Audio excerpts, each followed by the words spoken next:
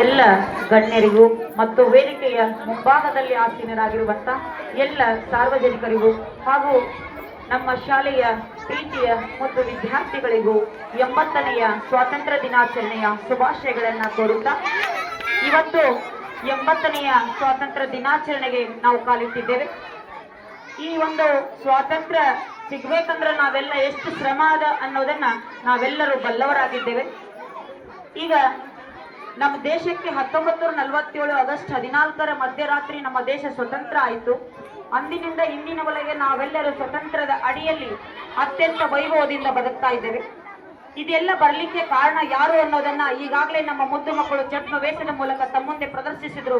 ಅನೇಕ ಸ್ವಾತಂತ್ರ್ಯ ಹೋರಾಟಗಾರರ ಛದ್ಮವೇಷವನ್ನ ಮಾಡುವುದರ ಮೂಲಕ ಇವತ್ತು ನಾವು 80ನೇ ಸ್ವಾತಂತ್ರ್ಯ ದಿನಾಚರಣೆಯನ್ನ ಅತ್ಯಂತ ವೈಭವದ ರೀತಿಯಲ್ಲಿ ನಾವು ಆಚರಣೆ ಮಾಡಿದ್ದೇವೆ. ಆ ಛದ್ಮವೇಷ ಮಾಡಿ ರಾಷ್ಟ್ರ ನಾಯಕರ ನೆನಪನ್ನ ಮಾಡಿಕೊಟ್ಟಂತ ಎಲ್ಲ ಪ್ರೀತಿಯ ಮುದ್ದು ಮಕ್ಕಳಿಗೆ ಮತ್ತೊಮ್ಮೆ ತುಂಬುವುದೇನ ಧನ್ಯವಾದಗಳನ್ನು ಹೇಳ್ತೇವೆ.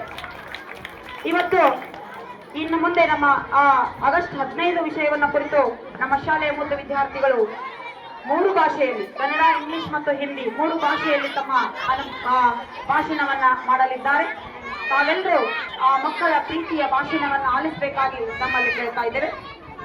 ನಮ್ಮ ಶಾಲೆಗೆ ಭೀಮರಾಯ ಕೋರ್ವಾರ್ ಅವರು ಹೋದ ವರ್ಷ ಕೂಡ ಮಕ್ಕಳಿಗೆ ನೋಟ್ಬುಕ್ ಅನ್ನ ಕೊಡಿಸಿದ್ರು. ಈ ವರ್ಷ ಕೂಡ ಮಕ್ಕಳಿಗೆ ನೋಟ್ಬುಕ್ ಅನ್ನ ಕೊಡಿಸಿದ್ದಾರೆ. LKG UKG ಈ ವರ್ಷ ನಮ್ಮಲ್ಲಿ ಪ್ರಾರಂಭ ಆಗಿರುವುದರಿಂದ ಅವರಿಗೆ ಆ ದೇವರು ಆರೋಗ್ಯ ಐಶ್ವರ್ಯ ಎಲ್ಲವನ್ನ ಕೊಟ್ಟು ಕಾಪಾಡಲಿ ಅಂತ ನಾವು ಆ ಭಗವಂತನಲ್ಲಿ ಪ್ರಾರ್ಥಿಸ್ತೇವೆ. ಹೀಗೆ ದಾನ ಮಾಡುವಂತ ಗುಣ ಅವರಲ್ಲಿ ಕೊಡ್ಲಿ ಅಂತ ನಾವು ಕೂಡ ಕೇಳ್ಕೊತೇವೆ.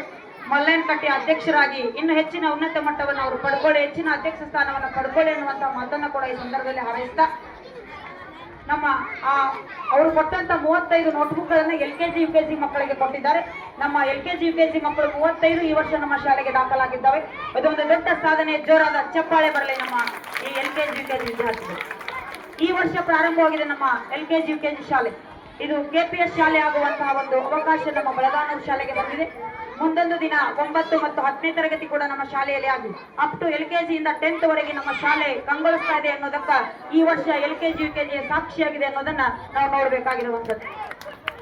ಅಷ್ಟೇ ಅಲ್ಲ, ಈಗ ಮಕ್ಕಳಿಗೂ ಹಾಜರಾತಿ ಇದೆ, ಶಿಕ್ಷಕರಿಗೂ ಕೂಡ ಕ್ಯಾಂಪ್ಸ್ ಅನ್ನುವಂತ ಹಾಜರಾತಿ ಇದೆ. ಇಲ್ಲಿ ಎಲ್ಲರೂ ಮಕ್ಕಳು ಕಡ್ಡಾಯವಾಗಿ ಸರ್ಕಾರಿ ಶಾಲೆಗೆ ಬರಬೇಕು ಅನ್ನುವಂತ ಆದೇಶ ಸರ್ಕಾರದಾಗಿರುವುದರಿಂದ ಎಲ್ಲ ಮಕ್ಕಳು ಸರ್ಕಾರಿ ಶಾಲೆಗೆ ಹಾಜರಾಗಬೇಕು. ದಾಖಲಾದ ಎಲ್ಲ ಮಕ್ಕಳು ಸರ್ಕಾರಿ ಶಾಲೆಗೆ ಬರಬೇಕನ್ನುವಂತ ಉದ್ದೇಶ ಇರೋದ್ರಿಂದ ಮಕ್ಕಳಿಗೆ ಕೂಡ ಈಗ ಹಾಜರಾತಿ ಶುರುವಾಗಿದೆ. ನಮ್ಮ ಶಾಲೆಯಲ್ಲಿ ಈಗ 250 ಮಕ್ಕಳು 1ರಿಂದ 8ನೇ ತರಗತಿಯಲ್ಲಿ 254 ಮಕ್ಕಳು ಓದ್ತಾ ಇದ್ದಾವೆ. LKG UKGಯಲ್ಲಿ 35 ಮಕ್ಕಳು ಓದ್ತಾ ಇದ್ದಾವೆ.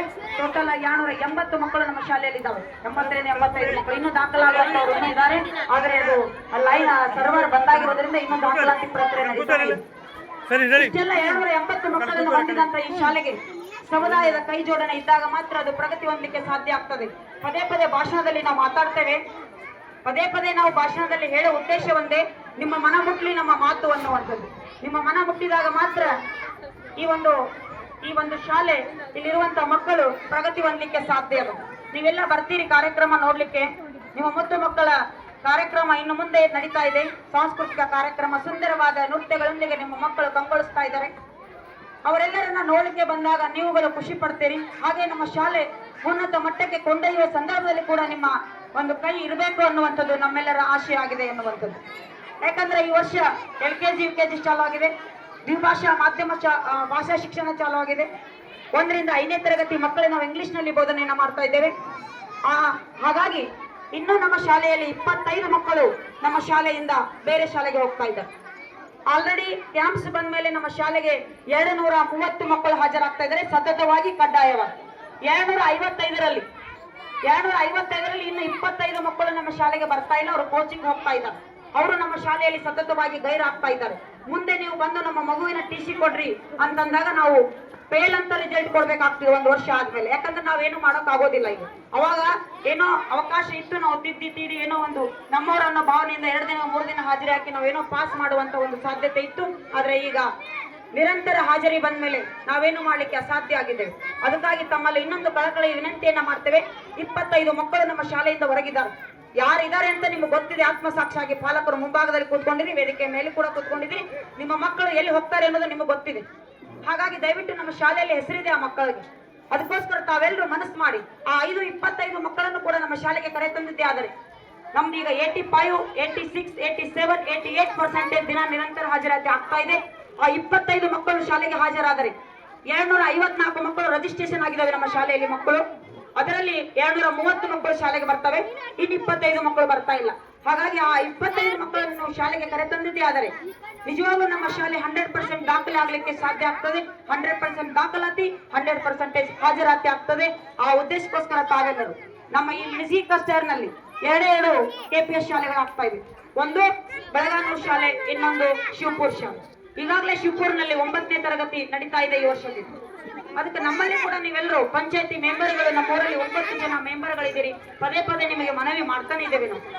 ದಯವಿಟ್ಟು ನೀವೆಲ್ಲರೂ ನಮ್ಮ ಶಾಲೆಗೆ ಒಲವನ್ನ ತೋರಿಸಿ ಹೈಸ್ಕೂಲ್ ಅನ್ನ ಮಾಡಿಕೊಡ್ಬೇಕು. ಒಂದು ಕಂಪೌಂಡ್ ಅರ್ಧಕ್ಕೆ ನಿಂತು ಹೋಗಿದೆ. ಭರವಸೆಯನ್ನು ಕೂಡ ಕೊಟ್ಟಿದ್ರು ಊರಿನ ಹಿರಿಯರು ನಮಗೆ ಓದ್ಸಲ, ಅದು ಇನ್ನೂ ಹಾಗೆ ಉಳಿತಾ ಇದೆ. ದಯವಿಟ್ಟು ನಿಮ್ಮ ಮನಸ್ಸು ಮಾಡಿದ್ರೆ ಕಂಪೌಂಡ್ ಆಗ್ತದೆ, ನಿಮ್ಮ ಊರಿಗೆ ಹೈಸ್ಕೂಲ್ ಬರ್ತದೆ. ಬಂದಾಗ ನಿಮ್ಮೂರು ಇಡೀ ನಮ್ಮ ತಾಲೂಕಿನಲ್ಲೆಲ್ಲ ಜಿಲ್ಲೆ ಈಗಾಗಲೇ ರಾಜ್ಯ ಮಟ್ಟದವರೆಗೆ ನಮ್ಮ ಶಾಲೆ ಕೊಂಡೊಯ್ದಿದ್ದೇವೆ.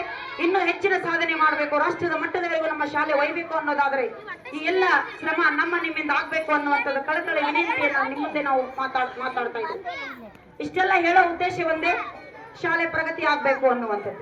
ಶಾಲೆ ಪ್ರಗತಿ ಆಗ್ಬೇಕು, ದಾಖಲಾದ ಮಕ್ಕಳು ಕಡ್ಡಾಯವಾಗಿ ಹಾಜರಾಗಬೇಕು, 100ಕ್ಕೆ 100 ಹಾಜರಾತಿ ನಮ್ಮ ಶಾಲೆಯಲ್ಲಿ ಇರಬೇಕು ಅನ್ನುವಂಥದ್ದು.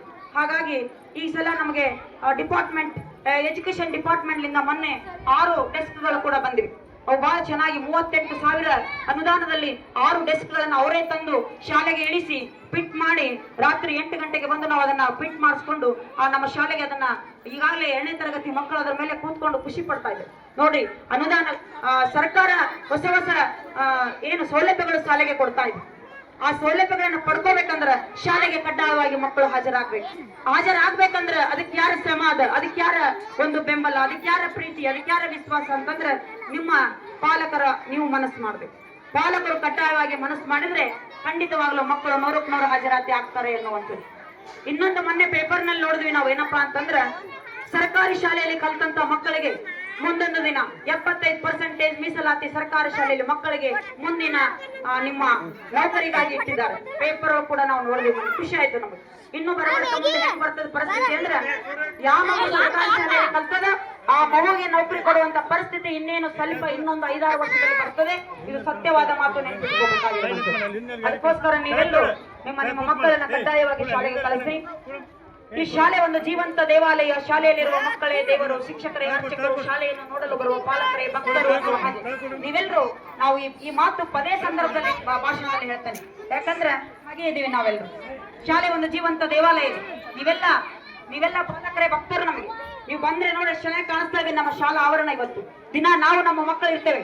ಇವತ್ತು ನೀವೆಲ್ಲ ಬಂದಿದ್ದೀರಿ, ನಿಮ್ಮ ಪ್ರೀತಿ ವಿಶ್ವಾಸ ಈ ಆವರಣದಲ್ಲಿ ತೋರಿಸ್ತಾ ಇದ್ದೀವಿ. ಈ ಪ್ರೀತಿ ಸದಾ ಎಲ್ಲದಕ್ಕೂ ಇರಬೇಕು ಅನ್ನುವಂಥದ್ದನ್ನ ನಾವು ಈ ಸಂದರ್ಭದಲ್ಲಿ ಹೇಳ್ತೇವೆ. ಯಾರಾದರೂ ಇನ್ನು ನಮ್ಮ ಶಾಲೆಗೆ ದಾನ ಕೊಡಬೇಕು, ಇನ್ನು ನಿಮ್ಮ ಮನಸ್ಥಿತಿ ದಾನ ಕೊಡಬೇಕು ಅನ್ನುವಂತ ಮನಸ್ಸಿದ್ರೆ ದಯವಿಟ್ಟು ನಮ್ಮ ಶಾಲೆಗೆ ದಾನವನ್ನ ಕೊಡ್ರಿ. ನಿಮ್ಮ ಹೆಸರು ಅಜರಾಮರವಾಗಿ ಉಳಿತದೆ.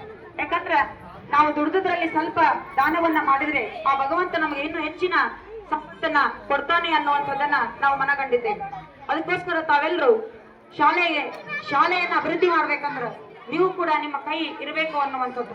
ಇನ್ನು ಸಾಕಷ್ಟು ವಿಚಾರಗಳನ್ನ ಗುಮ್ಮಿ ಮಾಡ್ಬೇಕಂತ ನಾವು ಬಹಳ ವರ್ಷದಿಂದ ಪ್ರಯತ್ನ ಮಾಡ್ತಾ ಇದ್ದೇವೆ. ಅದು ಹಳೆಯದಾಗಿ ಸೋರ್ತಾ ಇದೆ. ಎಷ್ಟು ಸಲ ರಿಪೇರಿ ಮಾಡಿದ್ರು ಅದು ಮತ್ತೆ ಸೋರುವ ಸ್ಥಿತಿಯಲ್ಲಿದೆ. ಮತ್ತೆ ಇನ್ನು ಮೊನ್ನೆ ನಾವು ಲೈಟ್ ಫಿಟ್ಟಿಂಗ್ ಮಾಡಿಸಿದ್ವಿ, 4,000 ರೂಪಾಯಿ ಖರ್ಚು ಮಾಡಿ. ಬರೇ ಮಾಡೋರಿಗೆ 4,000 ರೂಪಾಯಿ ಕೊಟ್ಟಿದೀವಿ. ಆದರೆ ಅದ್ರ ಹಿಂದೆ 20,000 ರೂಪಾಯಿ ಇದು ನಾವು ಏನ್ ತಂದೀವಿ ಅಂತಂದ್ರ ಎಲ್ಲ ವೈರ್ ಇದು ಎಲ್ಲ ತಗೊಂಡ್ ಬಂದು ನಮ್ಮ ಶಾಲೆಗೆ ಇಡೀ ಎಲ್ಲ ಇಷ್ಟು ರೂಮ್ಗಳಿಗೆ 10 ರೂಮ್ಗಳಿಗೆ ನಾವು ಈ ವಿದ್ಯುತ್ ಅನ್ನ ಕಲೆಕ್ಟ್ ಕೊಟ್ಟು ಅದನ್ನ ವ್ಯವಸ್ಥೆಯನ್ನ ಮಾಡ್ಕೊಂಡಿದ್ದೇವೆ ಇದೇ ವರ್ಷದಲ್ಲಿ.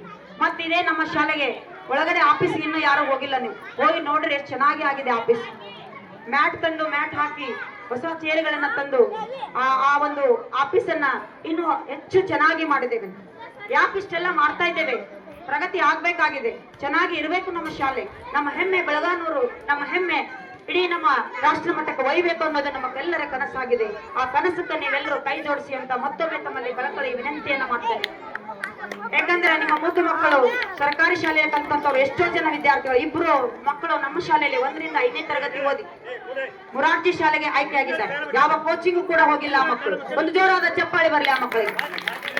ಯಾವ ಕೋಚಿಂಗ್ ಹೋಗದೆ ಕೋಚಿಂಗ್ ಹೋದಂತ ವಿದ್ಯಾರ್ಥಿಗಳಿಗೆ ಕೋಚಿಂಗ್ 1ರಿಂದ 5ನೇ ತರಗತಿಗೆ ನಮ್ಮ ಶಾಲೆಯಲ್ಲಿ ಓದಿ ನಮ್ಮ ಶಾಲೆಯಲ್ಲಿ ಇದ್ದುಕೊಂಡು ನಮ್ಮ ಸರ್ಕಾರಿ ಶಾಲೆಯಲ್ಲಿ ಅಭ್ಯಾಸ ಮಾಡಿ 2 ವಿದ್ಯಾರ್ಥಿಗಳು ನಿರ್ಮಲಾ ತೊಂದೊಡ್ಡಿ ಮತ್ತು ಸೃಷ್ಟಿ ಬಿರಾದರ್ ಅನ್ನುವಂತ 2 ವಿದ್ಯಾರ್ಥಿನಿಯರು ಮುರಾರ್ಜಿ ಶಾಲೆಗೆ ಆಯ್ಕೆಯಾಗಿದ್ದಾರೆ.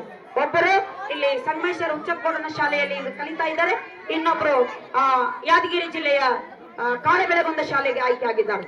ಹೆಮ್ಮೆಯ ಸಂಗತಿ. ನಮ್ಮ ಶಾಲೆಗೆ ಮತ್ತೊಮ್ಮೆ ಜೋರಾದ ಚಪ್ಪಾಳೆ ಬರಲಿ. ಯಾಕಂದ್ರೆ ನಮ್ಮ ಮನಸ್ಸೊಳಗೆ ಏನದಂದ್ರೆ